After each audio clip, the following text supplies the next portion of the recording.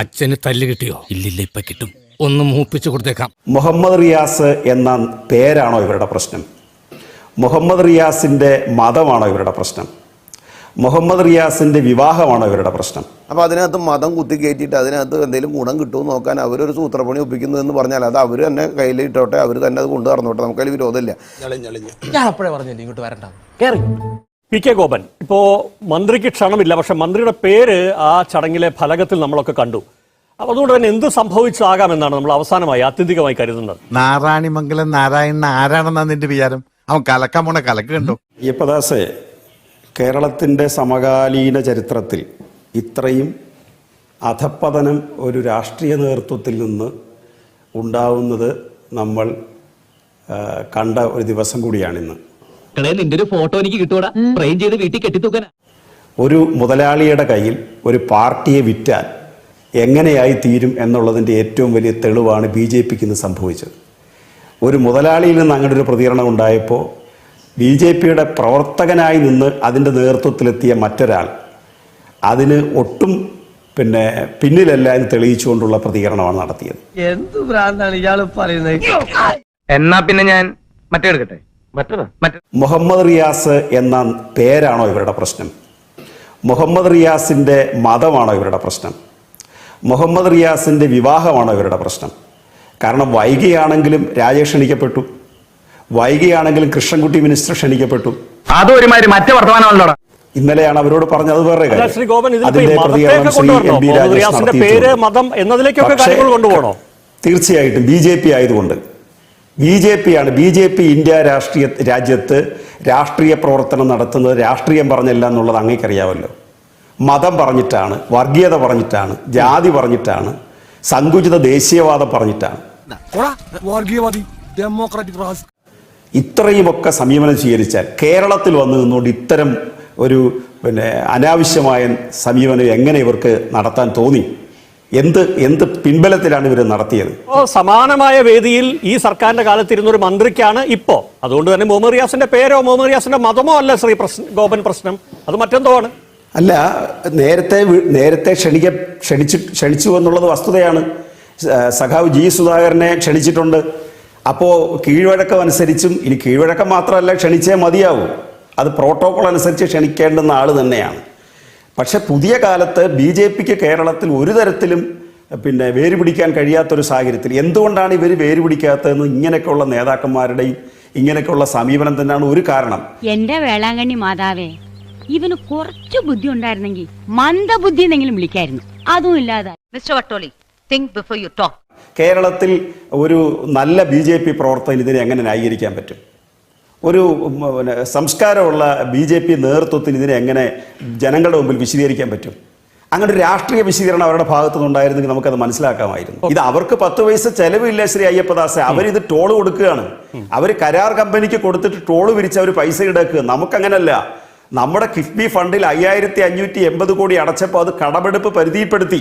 അതുകൊണ്ടാണ് ശ്രീ രാജീവ് മിനിസ്റ്റർ പറഞ്ഞത് ഇരട്ടി തുകയായിട്ട് ഇതിന്റെ മറ്റു വശത്തേക്ക് നമുക്ക് അടുത്ത റൗണ്ടിൽ പോകാം. ശ്രീ ഗോപൻ, ഇപ്പോൾ നോക്കൂ, ഈ കേരളമാണ് ഇതിന് പണം നൽകിയ ഏക സംസ്ഥാനം എന്നൊക്കെ CP ഇവിടെ പറഞ്ഞുകൊണ്ടിരിക്കുന്നതാണ്. വസ്തുതാപരമായിട്ട് ശരിയല്ല.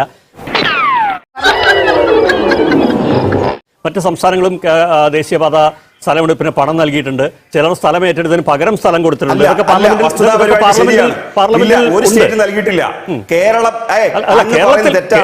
പണം കൂടുതൽ കൊടുത്തിട്ടുണ്ട്. അതിന്റെ കാരണം കേരളത്തിലെ ലാൻഡ് വാല്യൂ കൂടുതലാണ്. സർക്കാരിന് കൂടുതൽ പണം ചെലവാക്കേണ്ടി വരുന്നുണ്ട്. സത്യമാണെങ്കിലും എനിക്ക് അംഗീകരിച്ചു കൊടുക്കാൻ പറ്റുമോ? ഇതിന് എന്താണ് മന്ത്രി മുഹമ്മദ് റിയാസിന്റെ മതമാണോ എന്ന് വരെ പറയേണ്ടി വരുന്ന ഒരു സാഹചര്യം എന്തിനാണ് കേരളത്തിലെ BJP ആവട്ടെ അല്ലെങ്കിൽ കേന്ദ്രം ഭരിക്കുന്ന സർക്കാരാവട്ടെ ഉണ്ടാക്കിയത്? അല്ല, അതിൽ മതമാണോന്നൊക്കെ ചോദിച്ച് അവർ ചോദിക്കുന്നതെന്ന് പറഞ്ഞാൽ അത് അവരുടെ കൃത്യമായിട്ടുള്ള രാഷ്ട്രീയ അജണ്ടയാണെന്ന്. എന്തുട്ട് റോഡിൽ മതം എന്തുട്ട് റോഡ് കൃത്യമായിട്ട് പണിത്, പാലം പണിത്, ഹൈവേകൾ പണിത്, കൃത്യമായിട്ട് അതിൽ ടാറിട്ട് അതിൽ ഭംഗിയായിട്ട് മനോഹരമായിട്ട് റോഡ് ഓടിക്കുന്നതിലും വണ്ടികൾ ഓടിക്കുന്നതിലും ജനങ്ങൾക്ക് തുറന്നു കൊടുക്കുന്നതിലും എന്തുട്ടും മതം. അതൊന്നും എനിക്കറിയാൻ മേല. ഇങ്ങനെ എന്തെങ്കിലുമൊക്കെ പറയുമ്പോഴേ എന്റെ മനസ്സിനൊരു സന്തോഷം ഉണ്ടാവുള്ളൂ. ഞാൻ എന്റെ സന്തോഷം നോക്കിയാൽ പോരെ. അപ്പൊ അതിനകത്ത് മതം കുത്തി കയറ്റിയിട്ട് അതിനകത്ത് എന്തെങ്കിലും ഗുണം കിട്ടുമെന്ന് നോക്കാൻ അവരൊരു സൂത്രപ്പണി ഒപ്പിക്കുന്നു എന്ന് പറഞ്ഞാൽ അത് അവർ തന്നെ കയ്യിൽ ഇട്ടോട്ടെ, അവർ തന്നെ അത് കൊണ്ടു നടന്നോട്ടെ, നമുക്കതിൽ വിരോധമില്ല. പക്ഷെ ഒരു കാര്യം ഇതിനകത്ത് വളരെ വ്യക്തമായിട്ട് മനസ്സിലാക്കേണ്ടത്, കേന്ദ്ര സർക്കാർ കേന്ദ്ര സർക്കാർ കൃത്യമായി കേരളത്തിലെ എല്ലാ മേഖലകളിലും അതുപോലെ തന്നെ ഭാരതത്തിൻ്റെ എല്ലാ മേഖലകളിലും വികസനത്തിൻ്റെ ഭാഗമായിട്ട് നടപ്പിലാക്കുന്ന നാഷണൽ ഹൈവേ പ്രൊജക്ടിൻ്റെ ഭാഗമായി ഇവിടെയും 62,000 കോടി രൂപയോളം ചെലവഴിക്കുകയാണ്. ആ ചെലവഴിച്ച പദ്ധതി ഭംഗിയായിട്ട് നടപ്പിലാക്കുകയാണ്. അതുകൂടാതെ 10-11,000 കോടി രൂപയുടെ വ്യത്യസ്തമായ പദ്ധതികൾ ഇവിടെ സമർപ്പിക്കുകയാണ്. ആ സമയത്ത് ഇവരുണ്ടാക്കുന്ന വിഷയം എന്തിനാണ്? ഇവിടെ എന്താ കാര്യം? ഇവിടെ നിതിൻ ഗഡ്കരിയുടെ മന്ത്രിസഭ അദ്ദേഹത്തിൻ്റെ ഡിപ്പാർട്ട്മെൻറ്റ് കൃത്യമായിട്ട് കേരളത്തിലെ മുഖ്യമന്ത്രിയോട് കാര്യം അന്വേഷിക്കുന്നു, ക്ഷണിക്കുന്നു, മുഖ്യമന്ത്രിയുടെ ഡേറ്റ് എടുത്ത് മുഖ്യമന്ത്രി പങ്കെടുക്കാമെന്ന് പറയുന്നു, മുഖ്യമന്ത്രി വരാമെന്ന് പറയുന്നു, അതനുസരിച്ച് പരിപാടി നിശ്ചയിക്കുന്നു.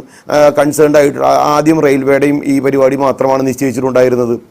പിന്നീട് മറ്റു പരിപാടികളും കൂടി വന്ന സമയത്ത് അതിൻ്റെ കൺസേൺഡ് ആയിട്ടുള്ള ആളുകളായിട്ടുള്ള മന്ത്രിമാരെ അറിയിച്ചിരിക്കുന്നു. ഇവിടെ മുഖ്യമന്ത്രിയുടെ സ്റ്റേറ്റ് ഹെഡിനെ കൃത്യമായി അറിയിക്കുന്ന സമയത്ത് PWD മിനിസ്റ്ററെ അതിനകത്ത് പങ്കെടുപ്പിക്കണം എന്നുണ്ടെങ്കിൽ അന്ന് മുഖ്യമന്ത്രിക്ക് അത് പറയാമായിരുന്നു. കേരളത്തിന്റെ സർക്കാർ ആ PWD മന്ത്രിയെ മറന്നത് നമ്മുടെ കുറ്റാണോ? അത് മുഖ്യമന്ത്രിയോട് പോയി ചോദിക്കണം. ഇവരെന്താണ് പറയുന്നത്? അതിനകത്ത് റിയാസിനെ വിളിച്ചിട്ടില്ല. അതിൽ ഒരു രാഷ്ട്രീയവും പറയാം, അതിനകത്ത് യാഥാർത്ഥ്യം പറയാം. എന്താണ് രാഷ്ട്രീയം? രാഷ്ട്രീയത്തിനകത്ത് വളരെ കൃത്യമായിട്ട് പറയാം. സ്റ്റേറ്റ് ഹെഡ് എന്ന് പറഞ്ഞ രീതിയിൽ CM-നെ കാര്യങ്ങൾ അറിയിക്കുന്ന സമയത്ത് CM-ന്റെ ഓഫീസിൽ നിന്ന് ഇവരെ വിളിച്ചാൽ മതി, ഇവരെ വിളിക്കേണ്ട എന്ന് പറഞ്ഞിട്ടുണ്ടോ എന്ന് ചോദിച്ച അയ്യപ്പദാസിനോട് മറിച്ചൊരു ചോദ്യം ചോദിക്കട്ടെ. എന്തുകൊണ്ടാണ് ഇതിനകത്ത് PWD മിനിസ്റ്ററെ ഉൾപ്പെടുത്തണമെന്ന് ഇതേ മുഖ്യമന്ത്രിയുടെ ഓഫീസ് ചോദിച്ചിട്ടുണ്ടോ, പറഞ്ഞിട്ടുണ്ടോ?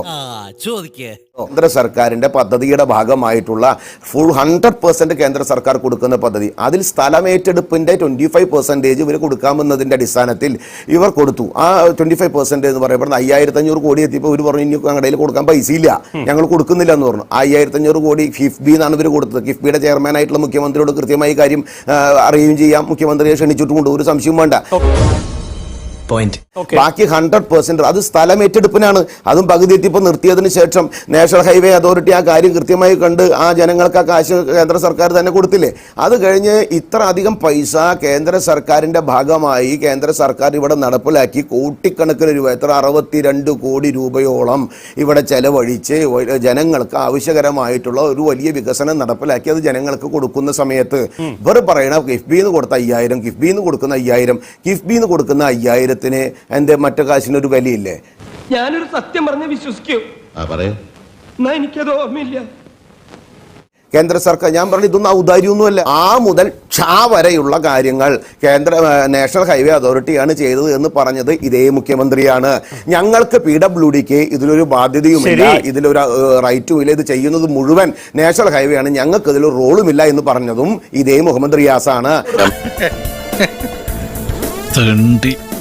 എന്റെ ജീവിതത്തിൽ ഞാൻ ഇങ്ങനെ ചമ്മിട്ടില്ല. എന്തോ കൊടുക്കുന്ന സമയത്ത് അത് കേന്ദ്ര സർക്കാർ ഈ സമൂഹത്തിനകത്ത് ഈ ജനങ്ങൾക്ക് അത് തുറന്നു കൊടുക്കുമ്പോൾ, അത് സമർപ്പിക്കുമ്പോൾ അനാവശ്യമായ വിവാദമുണ്ടാക്കുന്ന രാഷ്ട്രീയ താല്പര്യമാണ്. സ്ഥാനത്തിന്റെ 1-ാം നമ്പർ ആയിട്ടുള്ള CM-നെ ഈ കാര്യം കൃത്യമായി ബോധ്യപ്പെടുത്തുന്ന സമയത്ത് അദ്ദേഹത്തിന്റെ സമയമെടുത്ത് അദ്ദേഹം പങ്കെടുക്കണമെന്ന് ബോധ്യപ്പെടുത്തുന്ന സമയത്ത് അദ്ദേഹം വരേണ്ട ഉത്തരവാദിത്തം പറയുമ്പോൾ അദ്ദേഹത്തിന്റെ മന്ത്രിക്ക് എന്താ, അദ്ദേഹത്തിന്റെ മന്ത്രിയെ പങ്കെടുപ്പിക്കണമെന്ന് പറയാനുള്ള ബാധ്യത അദ്ദേഹത്തിനുണ്ടായിരുന്നില്ല.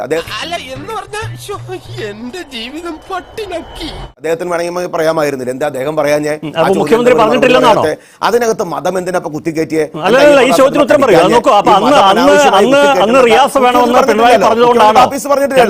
മുഖ്യമന്ത്രിയുടെ ആഫീസ് റിയാസിനെ പങ്കെടുക്കണമെന്ന് പറഞ്ഞിട്ടുള്ള ഒരു കത്ത് നിങ്ങളൊന്ന് പറ. മുഖ്യമന്ത്രിയുടെ ആഫീസ് ഇന്ന് എന്താ മുഖ്യമന്ത്രി ഞാനിപ്പോ മറുപടി പറയുന്നില്ല, കാരണം തെണ്ടി പട്ടികളോട് സംസാരിക്കേണ്ട ഭാഷ എനിക്ക്